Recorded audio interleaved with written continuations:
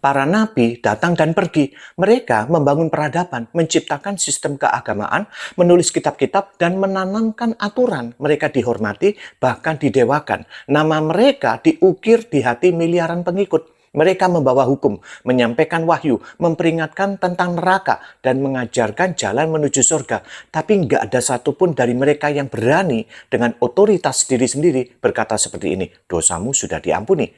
Karena kalimat itu bukan milik nabi, bukan milik rasul, bukan milik siapa-siapa. Itu milik Tuhan. Menariknya, Yesus mengucapkan kalimat itu secara langsung kepada seorang lumpuh. Hai anakku, dosamu sudah diampuni. Markus 2 ayat 5. Reaksi para ahli Taurat saat itu mereka kaget. Mengapa ia berkata begitu?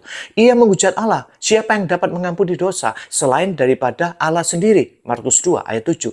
Mereka jago dalam ilmu agama, tapi gagal dalam pengenalan. Mereka tahu hanya Allah yang bisa mengampuni dosa, tapi mereka nggak sadar bahwa firman Allah yang sedang berdiri di hadapan mereka telah menjadi manusia.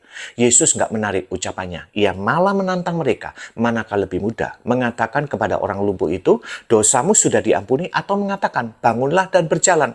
Lalu Yesus menyembuhkan orang itu untuk membuktikan bahwa anak manusia punya kuasa di bumi untuk mengampuni dosa. Markus 2 ayat 10 dan 11. Yesus nggak berkata begini, atas nama Tuhan aku berdoa agar dosamu diampuni. Ia nggak seperti nabi-nabi lain.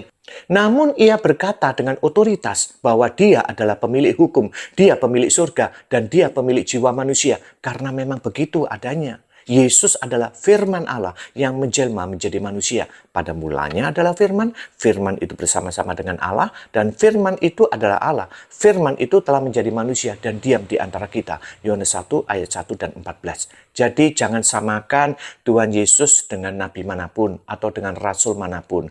Nabi menunjukkan jalan, tapi Yesus berkata, akulah jalan. Yohanes 14 ayat 6.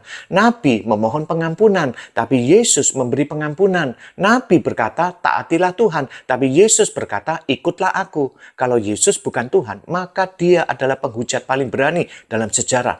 Tapi jika dia benar Tuhan, maka semua argumen, semua keraguan, dan semua kesombonganmu harus tunduk di hadapannya. Karena kalau kamu sadar dosamu banyak, jangan cari nabi, cari juru selamat, cari Tuhan Yesus Kristus.